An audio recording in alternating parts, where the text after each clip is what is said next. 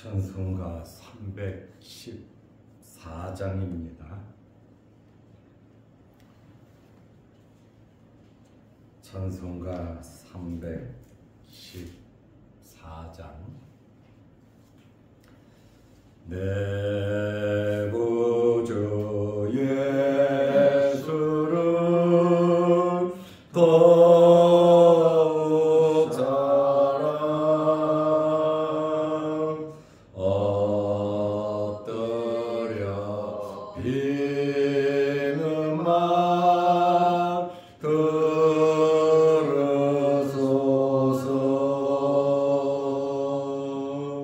내 진정 소원이 내 구주 예수를 더욱 사랑 더욱 사랑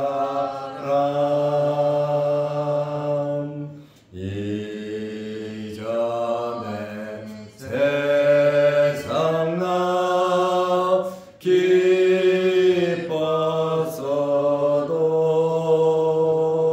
기뻤어도 지금 내 기쁨은 오직 예수. 다만 내 비는 말 내 구주 예수를 더욱 사랑 더욱 사랑 이 세상 떠날 때 찬양하고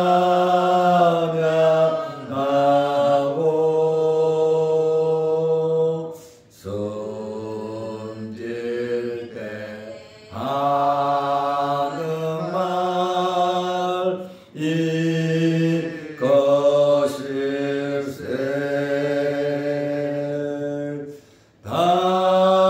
다만 내 비는 말 내 구주 예수를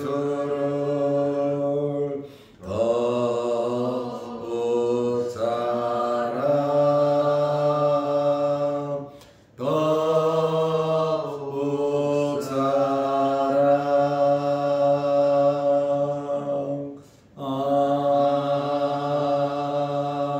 아멘.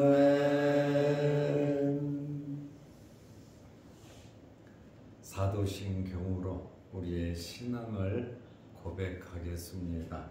전능하사 천지를 만드신 하나님 아버지를 내가 믿사오며 그 외아들 우리 주 예수 그리스도를 믿사오니 이는 성령으로 잉태하사 동정녀 마리아에게 나시고 본디오 빌라도에게 고난을 받으사 십자가에 못 박혀 죽으시고 장사한 지 사흘 만에 죽은 자 가운데서 다시 살아나시며 하늘에 오르사 전능하신 하나님 우편에 앉아 계시다가 저리로서 산자와 죽은 자를 심판하러 오시리라. 성령을 믿사오며 거룩한 공예와 성도가 서로 교통하는 것과 죄를 사하여 주시는 것과 몸이 다시 사는 것과 영원히 사는 것을 믿사옵나이다. 아멘. 하나님의 말씀 누가복음 22장 63절에서 65절 말씀까지 보겠습니다. 지키는 사람들이 예수를 희롱하고 때리며 그의 눈을 가리고 물어 이르되 선지자 노릇하라. 너를 친 자가 누구냐 하고 이 외에도 많은 말로 욕하더라. 아멘. 65절 말씀까지 보았습니다. 예수님께서 겟세마네 동산에서 잡히시자 3년 동안 같이 먹고 같이 자고 말씀 듣고 주님을 따르던 제자들이 모두 도망을 갔습니다. 애들도 아니고 어른인데 어른적인 생각을 가지고 최소한의 양심이나 의리가 있어야 하는데 예수님의 제자들은 그렇지 못했습니다. 굉장히 약했다 이렇게 말할 수 있겠죠. 그 중에서 예수님의 수제자 베드로는 조금 달랐는데 대제사장의 뜰까지 쫓아갔습니다. 아마 마음 졸이면서 예수님이 어떻게 될 것인가, 예수님은 죄가 없으신 분이니까 바로 석방돼서 나오시겠지 하는 그러한 기대감을 가지고 대제사장의 뜰까지 쫓아갔습니다. 그런데 이 베드로는 그 뜰에서 완전히 무너져 내리고 말았습니다. 예수님을 모른다고 3번 부인하고 저주하고 맹세했습니다. 1번 하기가 어렵지 2번, 3번, 4번, 5번은 쉽다라고 하는 그러한 말씀입니다. 그래서 바울은 죄라고 하는 것은 어떤 모양이라도 용납하지 말고 버리라고 말하고 있습니다. 예수님께서 날마다 기도하는 습관을, 좋은 습관을 가지셨던 것처럼 여러분들도 좋은 습관 가지시기를 바랍니다. 나쁜 습관 가지면 자꾸 죄짓고 멀리하고 내 맘대로 살아가게 되거든요. 그래서 우리는 무엇을 하든지 좋은 생각, 좋은 말, 좋은 습관, 또 긍정적으로 모든 것을 받아들여야 원망과 불평이 없는 것입니다. 베드로는 예수님을 3번 부인하고 밖에 나가 심히 통곡했고 예수님은 홀로 계속해서 고난을 당하셨습니다. 이때가 날이 새기 전입니다. 새벽 미명입니다. 사내들인 공회나 또한 신문 같은 거는 해가 떠서 해가 질 때까지만 하게 돼 있습니다. 그렇지 않으면 그것은 불법입니다. 그러나 새벽에 겟세마네 동산에서 예수님을 잡아가지고 대제사장의 집으로 끌고 가서 신문하고 고문하는 것은 완전히 법을 어기는 불법이었습니다. 예수님을 고통하고 희롱을 준 그러한 자들은 불법자들이었습니다. 오늘은 63절에서 65절 희롱당하신 예수님에 대한 말씀입니다. 63절 말씀에 보면 지키는 사람들이 예수를 희롱하고 때리며, 지키는 사람은 예수님이 도망가지 않도록 지키면 되는데 이 사람들이 자기들의 위치도 모르고 지나치게 예수님에게 행동을 했습니다. 지키는 자들이 누굽니까? 예수님을 체포한 성전 수비대 사병일 겁니다. 예수님을 지키면 되는데 이들은 월권을 했습니다. 왜 월권을 했을까요? 자기 주인들, 지도자들이 예수님에 대한 태도를 알기 때문에 오히려 더 나아가서 월권을 행했습니다. 마태와 마가는 예수님을 희롱하고 때린 자가 대제사장이라고 마태, 마가는 밝히고 있습니다. 대제사장이 직접 때리겠습니까? 그 종들이 했겠죠. 성경 주석가들은 누가의 말이 더 사실적이다. 지키는 자들이 예수를 희롱하고 때렸다. 희롱이라고 하는 말이 뭡니까? 희롱당했다, 희롱한다 그런 말을 하잖아요.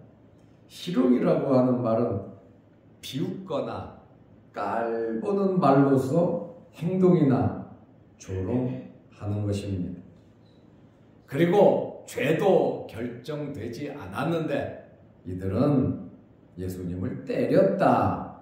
하나님의 아들 메시아이신 예수 그리스도를 성전 수비대들이 지키는 자들이 때렸다.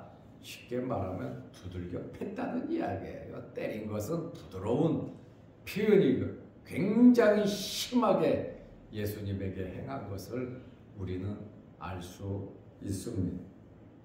어떤 환경, 어떤 사건이든지 우리는 딱 중간에 위치해서 봐야지.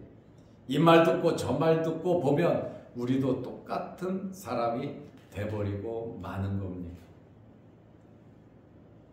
이들이 뭐라고 말을 합니까?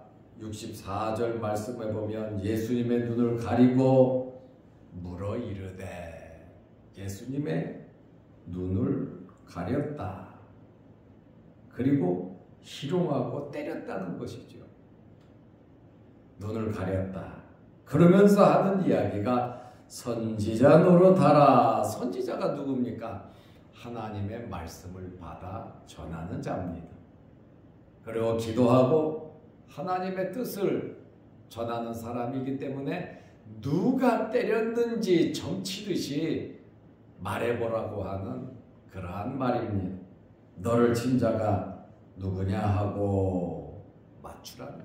네가 선지자면 뭐 믿으려고 그렇게 말한 것은 아니에요. 조롱하고 희롱하기 위해서 두들겨 패고 누가 그랬는지 한번 맞춰봐라 이렇게 말을 하고 있습니다. 그런데 마지막 날 주님 앞에 서서 네가 나를 때리지 않았냐 주님 그렇게 말씀하시면 아마 오줌 저릴 겁니다. 미래는 앞으로 되어질 일은 생각하지도 아니하고 눈앞에 보이는 그것만 바라보고 자기 감정을 가지고 화내고 성질나고 패고, 이것이 얼마나 큰 죄인지 몰라요. 몰라서 그랬다. 모르는 것도 얼마나 큰 죄인지 모릅니다. 몰라서 그런 것이 피해갈 수 있는 이유가 되지 않는 거예요. 그래서 우리가 모든 것을 진실되게 밝히 알도록 노력을 해야 합니다. 사람이 많이 결정한 것이 옳은 것이 아니에요. 옳은 것이 뭐냐면 하나님의 말씀대로 살아가고 판단하고 결정하는 것이 옳은 것입니다. 다수결의 원리, 물론 민주주의에서 맞아요. 다수결의 결정을 존중해야 합니다. 그러나 다수결의 원리보다 더 중요한 것은 진리는 다수결로 결정하는 것이 아닙니다. 진리는 한 가지입니다. 우리는 말씀을 알고 말씀대로 올바른 결정을 하면서 살아야 합니다. 모든 사람이 아니라고 해도 예수 그리스도를 믿는 사람들은 예수 그리스도를 구주로 고백하면서 바르게 살아야 하는 것입니다. 선지자면 누가 때렸는지 알 수 있다고 예수님을 조롱했습니다. 선지자인지 아닌지 확인하려는 것이 아니라 희롱하는 것입니다. 마태와 마가는 누가는 때렸다, 때리며 그랬는데 마태와 마가는 주먹으로 쳤다 이렇게 기록을 했어요. 주먹으로 치고, 둘째로는 손바닥으로 때리고, 셋째로는 얼굴에 침을 뱉었다. 가래침을 뱉은 겁니다.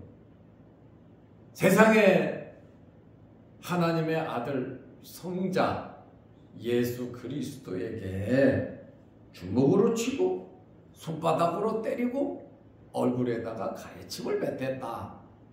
세상에 이런 모독과 모욕이 어디 있습니까?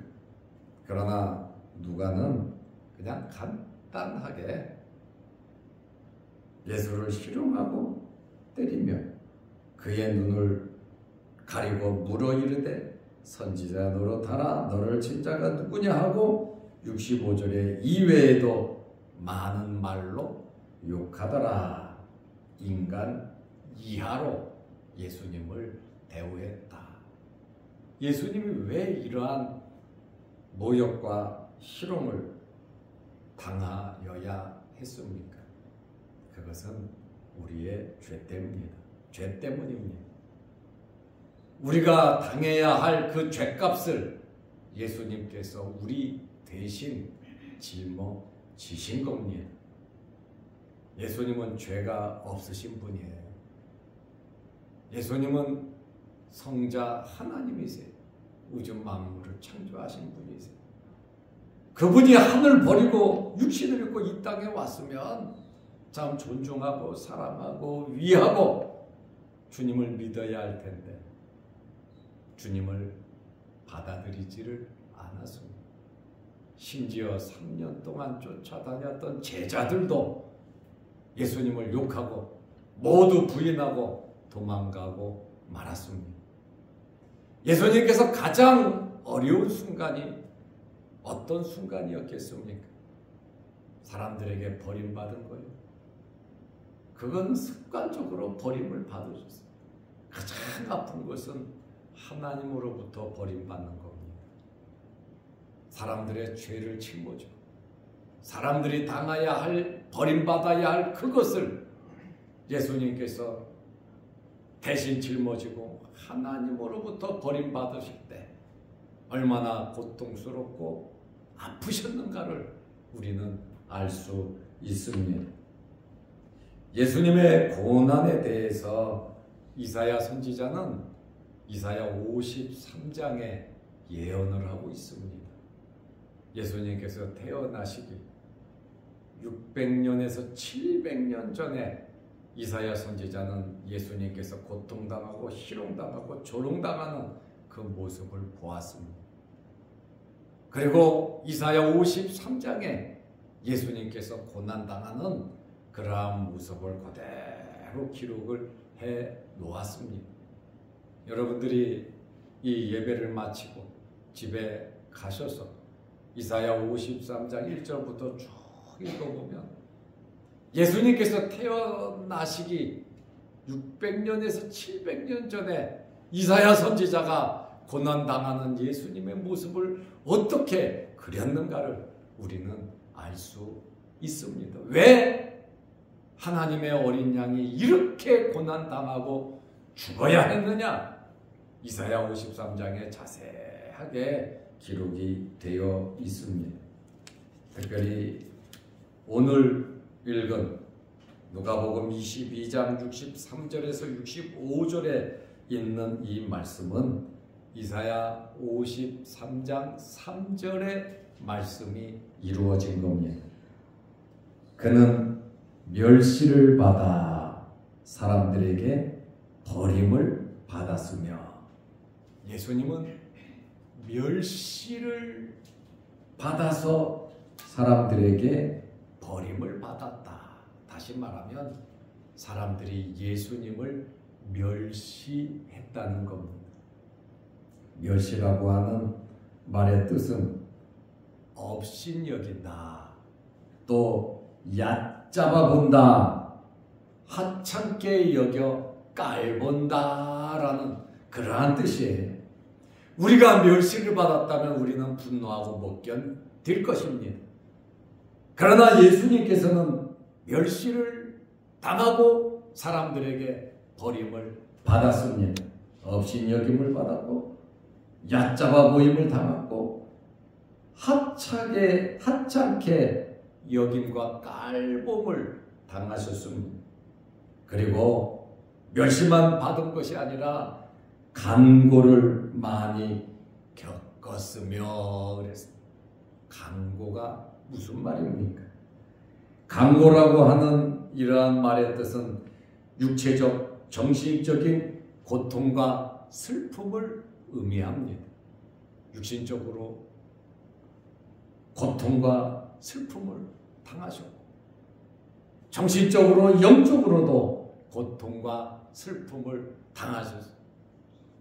하나님으로부터 버림받는 그 고통이 얼마나 큰가를 우리는 알 수 있고 사람들에게 배신당하는 그 고통과 슬픔이 얼마나 큰가를 우리는 알 수 있습니다. 간고를 많이 겪었으며 그리고 또 하나 질고를 아는 자라. 사람이라 그 말이에요. 우리와 똑같은 인성을 가지신 주님이시다 그 말이에요. 하나님의 아들이니까 십자가에 달려도 안 아플 거야. 하나님의 아들이니까 고통을 당해도 십자가를 져도 안 아플 거야. 그것이 아니란 말이에요. 우리와 똑같은 사람이란 말이죠. 75kg나 되는 십자가를 칠 수 없어서 다른 사람이 그레네 사람 신문이 졌잖아요.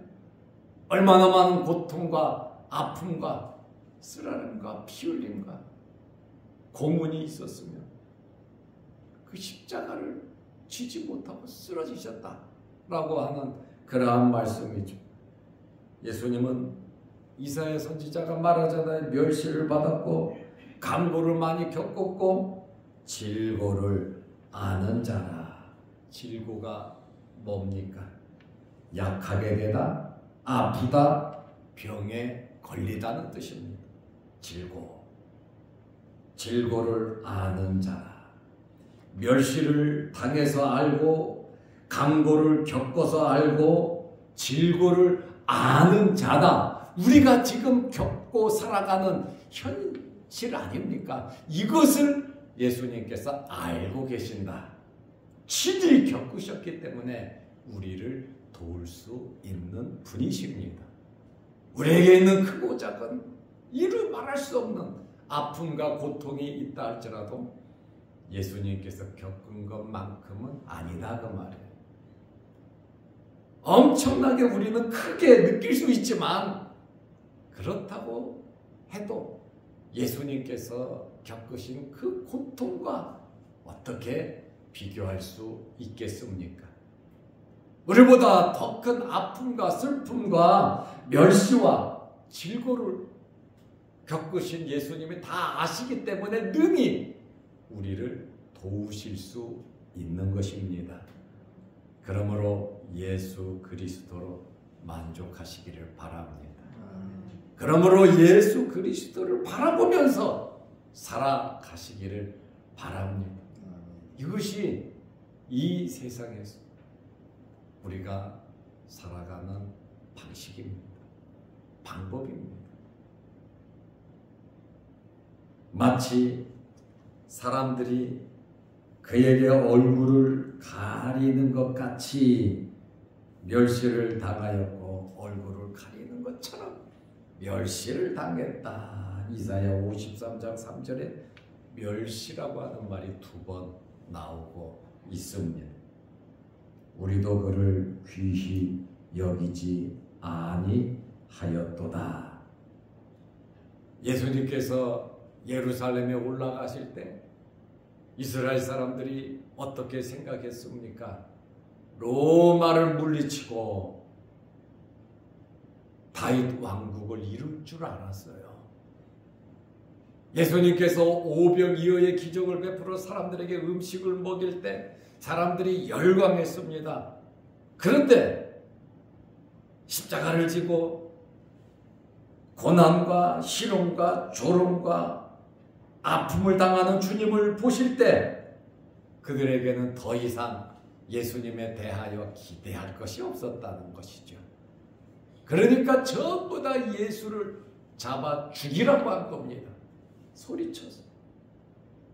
이스라엘의 왕으로 우리의 왕이 되달라고 했던 이 사람들이 자기들의 생각과 다르니까 잡아 죽여라, 잡아 죽여라, 예수를 죽이라, 십자가에 못 박으라고 말하고 있지 않습니까?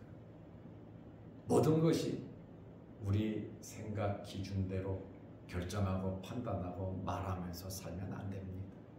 절대적으로 예수 그리스도로 만족하면서 하나님의 말씀을 중심으로 우리는 바르게 살아야 하는 것입니다. 우리도 그를 귀히 여기지 아니하였도다. 예수님의 제자들도 고난당하는 예수님을 귀하게 여기지 않고 다 도망갔습니다. 성경을 기록한 것은 우리를 교훈하기 위해서 기록한 겁니다. 우리는 이 말씀을 통해서 교훈을 받아야 돼요. 우리는 이 성경을 기록한 것은 예수 그리스도를 알리기 위해서, 구원의 길을 안내하기 위해서 성경이 기록되어 있습니다.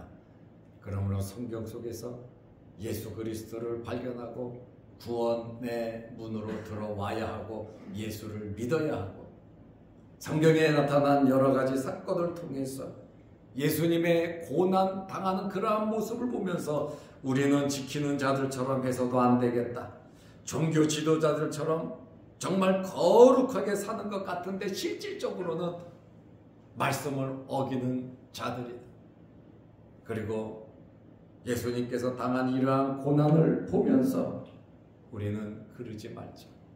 말씀대로 주님을 진실되게 믿고 하루하루 살아가자라고 하는 마음의 각오와 결심을 가지고 주님 잘 따르는 여러분들이 되시기를 바랍니다.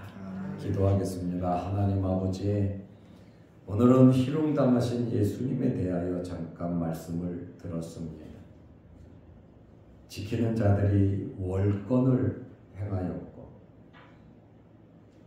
또 이들은 예수님을 희롱하고 때릴 뿐 아니라 이외에도 많은 말로 욕했다고 말을 하고 있습니다.